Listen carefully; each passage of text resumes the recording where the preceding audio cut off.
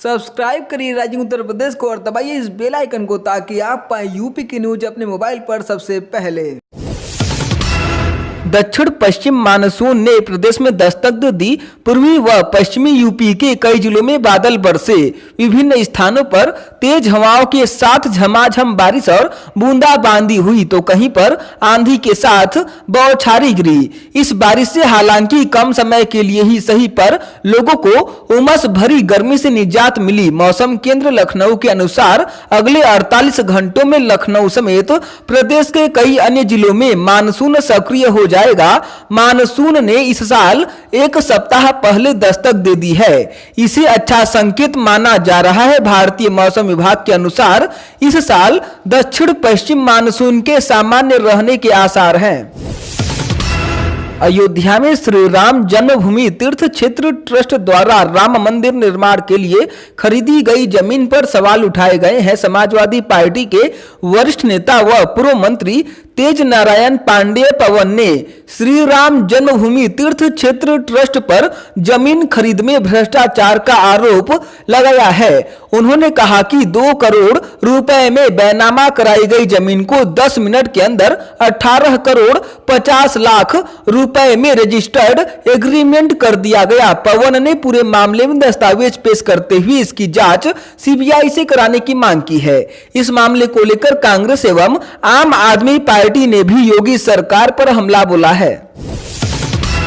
जमीन खरीद के मामले में भ्रष्टाचार के आरोपों पर सफाई देते हुए राम जन्मभूमि तीर्थ क्षेत्र ट्रस्ट के महासचिव चंपत राय ने कहा कि 9 नवंबर 2019 को राम जन्मभूमि पर सुप्रीम कोर्ट का आदेश आने के बाद अयोध्या में जमीन खरीदने के लिए देश के कई लोग आने लगे। वहीं खुद प्रदेश सरकार अयोध्या के लिए विकास के लिए बड़ी मात्रा में जमीन खरीद रही है। इस वजह से अयोध्या में जमीनों के दाम बढ़ गए हैं। उन्होंने कहा कि जो भी राजनीतिक लोग इस बारे में प्रचार कर रहे हैं वह भ्रामक है और समाज को गुमराह करने वाला है। ये सारे ही आरोप राजनीति से प्रेरित है और इसलिए ये राजनीतिक लोगों द्वारा ही लगाए जा रहे हैं। प्रदेश में मंत्रिमंडल विस्तार की अटकलों के बीच मुख्यमंत्री योगी आदित्यनाथ ने राज्यपाल आनंदीबेन पटेल से मुलाकात की। इस मुलाकात को प्रदेश मंत्रिमंडल के विस्तार की संभावनाओं से जोड़कर देखा जा रहा है।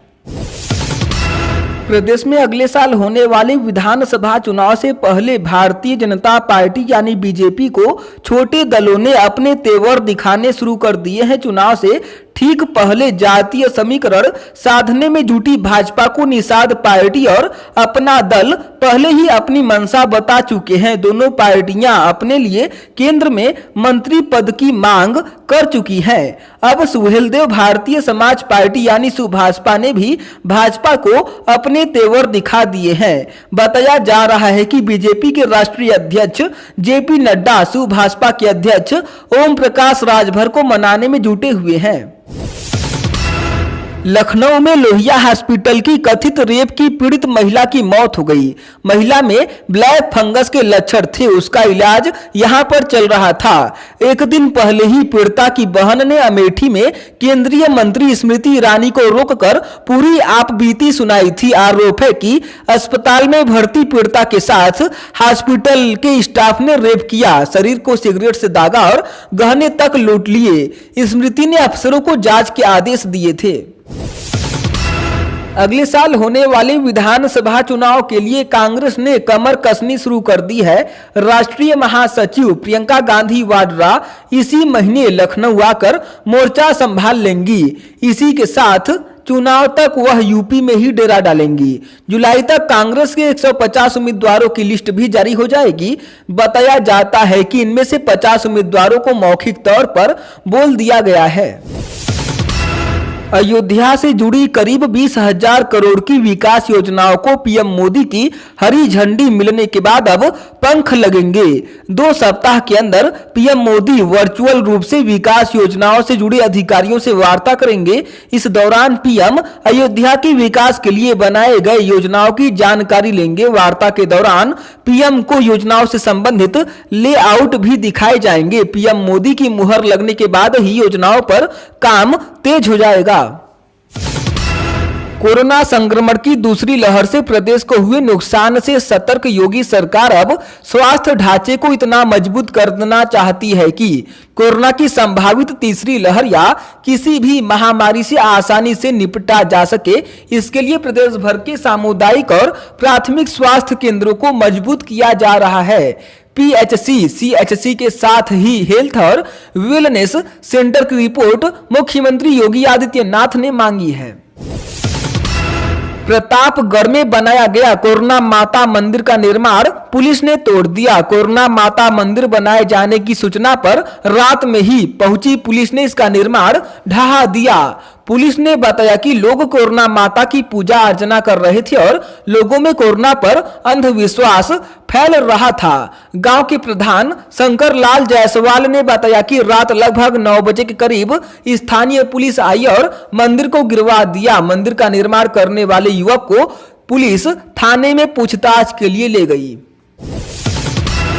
उत्तर प्रदेश को पूर्वांचल सहित 3 हिस्सों में बांटे जाने की खबर को केंद्र सरकार ने फर्जी बताया। इस बारे में प्रेस सूचना ब्यूरो यानी पीआईबी ने एक ट्वीट करके यूपी को 3 हिस्सों में बांटे जाने की खबर को गलत बताया है। पीआईबी ने कहा है कि एक खबर में दावा किया गया है कि केंद्र सरकार यूपी को 2 से 3 हिस्सों में विभाजित करने और पूर्वांचल को अलग राज्य बनाने पर विचार कर रही है। यह दावा फर्जी है। केंद्र सरकार यूपी के अलग अलग हिस्से करने से संबंधित कोई विचार नहीं कर रही है।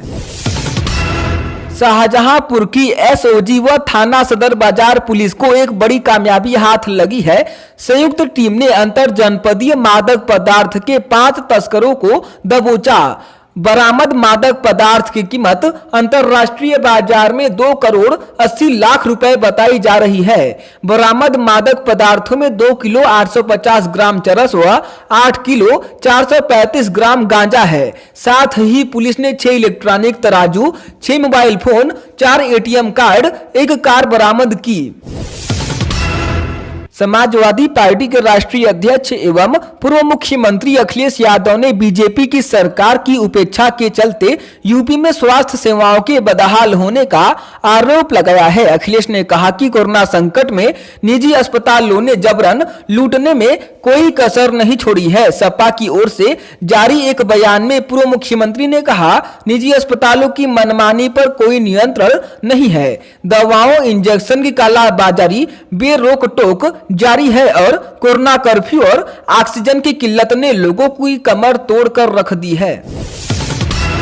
प्रदेश में मानसून आने के आसार बन रहे हैं। मौसम निदेशक जेपी गुप्त ने बताया कि बिहार से सटे पूर्वी यूपी के इलाकों में मानसून आ सकता है। इस बीच प्रदेश के विभिन्न अंचलों में मानसून के आने से पहले की बारिश का सिलसिला जारी है। बीते 24 घंटों के दौरान पश्चिमी यूपी में कहीं हल्की तो कहीं सामान्य वर्षा हुई। कहीं कहीं भारी बारिश होने के भी समाचार मिले हैं। पूर्वी यूपी में भी कुछ स्थानों पर भारी बारिश हुई है।